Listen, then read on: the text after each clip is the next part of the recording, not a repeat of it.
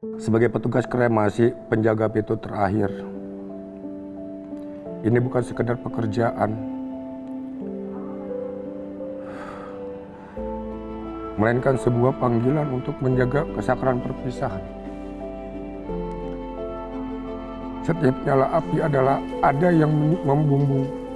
Saya menjadi saksi bisu dari cinta yang tak pernah pudar, mengantarkan jiwa ke abadian dalam harmoni tradisi dan kepercayaan. Saya di sini bukan macam-macam. Saya di sini bekerja untuk merawat kamu, untuk ngurusin kamu. Kalau panas pasti panas, Mas. Luka bakar kecil sih biasa itu. Sudah biasa di sini, ya kan? Luka kecil-kecil semua udah biasa. Karena kita berhubungan dengan api.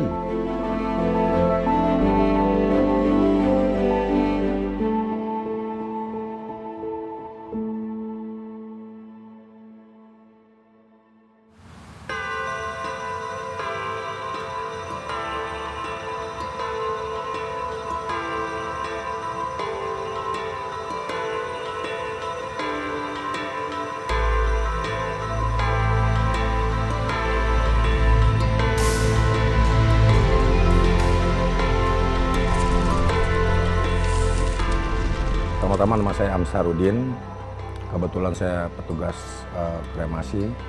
Saya mulai masuk ke sini sekitar kurang lebihnya 80 ya, tahun 80 saya kurang lebih, tahun 80. Sampai saat ini saya masih menjabat sebagai petugas kremasi.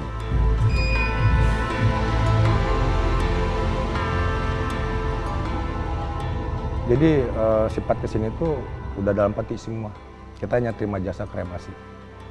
Ya. Kita jasa kremasi aja, adapun masalah ini dan itu diserahkan kepada rumah duka, toko petinya ya. Jadi kita nih sekarang ini udah punya mesin 2, kita anggaplah modern lah, karena dia udah punya bantalan, dia bisa otomatis keluar masuk. Jenazah datang ke tempat kremasi, kita simpan di rumah duka dulu. Jadi bukan disimpan di rumah duka, maksudnya di tempat persemayaman, tempat peribadahan, dia beribadah dulu. Selesai dia beribadah, baru kita masukin ke dalam oven. Nah, lamanya untuk kremasi itu sekitar 6 atau 90 menit. 60 atau 90 menit ya. Selesai daripada itu, nanti keluarga bisa jepit sendiri, diambil tulang.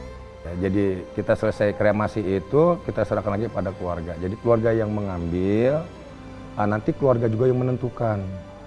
Abu itu mau dibawa kemana atau mau diapakan. Apakah dia nanti mau disimpan di rumah abu, contohnya seperti kayak di sini kita nih, ya kan?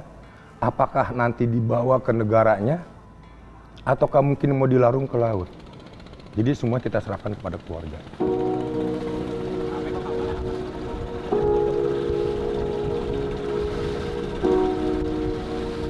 Memang kita menerima pelayanan kremasi, tapi dengan catatan kita pun harus ada izin surat izin kremasi dari Dinas Pemakaman. Jadi sekarang minta di PTSP ya, di kelurahannya, jadi izin kremasi, ya kan? Yang bertanggung jawab siapa, ya kan? Nanti di situ ini mendiang ini mau dikremasi di krematorium Cilincing. Nanti yang bertanggung jawab kan ada. Dibawalah surat itu ke sini, berarti kan diizinkan dengan Pemda setempat. Kalau tidak ada surat itu, jangan harap Anda untuk bisa mengkremasi. Kalau untuk di mesin, kita wajib itu isi minyak dulu. Kita cek minyak sudah siap, udah ready, baru kita main ke mesin. Jadi mesin ini hidup tidak, kan gitu kan, pengapiannya bagaimana, terus dorongan anginnya bagaimana, kan gitu. Kalau semuanya ready ya kita pakai. Tapi yang namanya istilahnya elektronik, kita kan nggak tahu, mungkin kalau suatu saat mungkin nanti ada kendala kita nggak tahu. Tapi selama ini sih tidak pernah terjadi hal kayak gitu ya. Karena di sini ini krematorium Cilincing ini kita tidak melayani untuk kremasi mesin aja, karena ada tradisionalnya juga.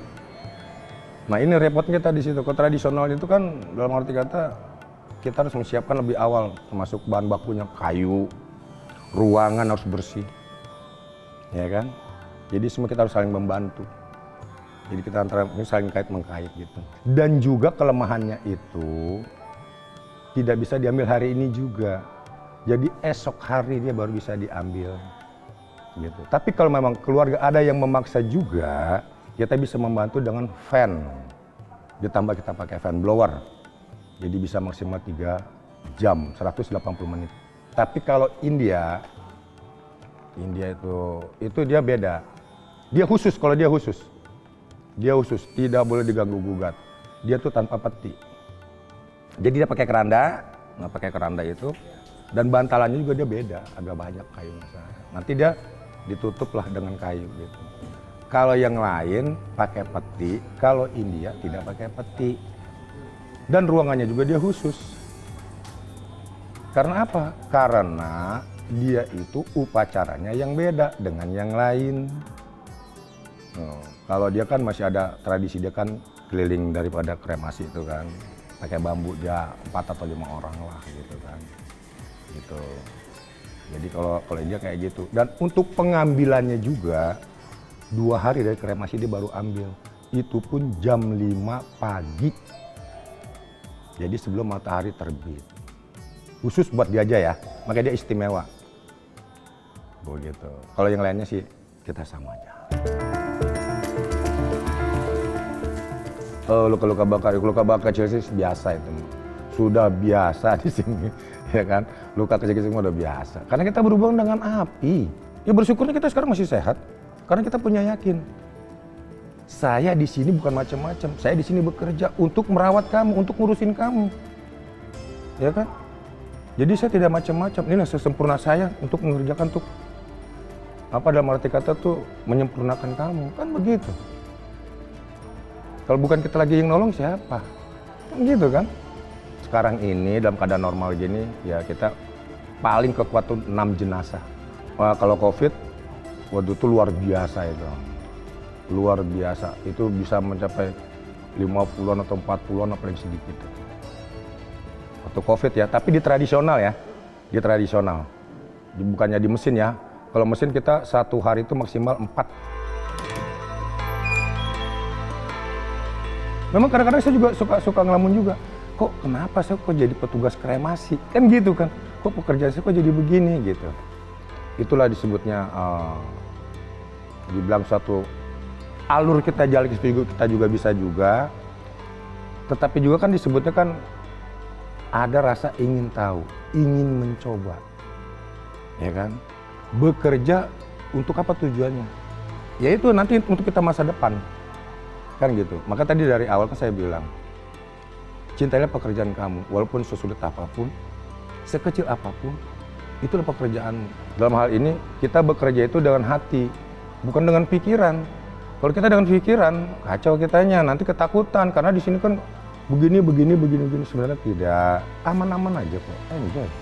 Jadi kepuasan batin seorang petugas kremasi itu, apabila kita sudah mengerjakan, ya kan, keluarga itu menerima dengan senang hati, dengan senyum, kita udah termasuk enjoy lah, termasuk senang, bangga lah.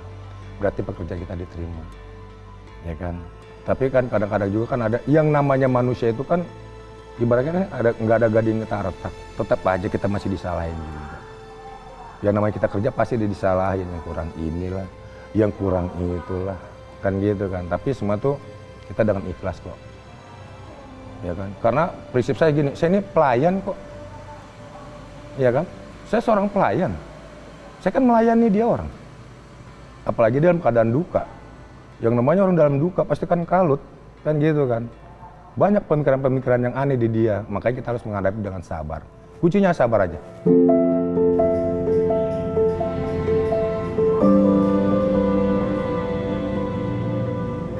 Sebagai petugas kremasi, penjaga pintu terakhir, ini bukan sekedar pekerjaan, melainkan sebuah panggilan untuk menjaga kesakralan perpisahan. Setiap nyala api adalah ada yang membumbung. Saya menjadi saksi bisu dari cinta yang tak pernah pudar, mengantarkan jiwa ke abadian dalam harmoni tradisi dan kepercayaan.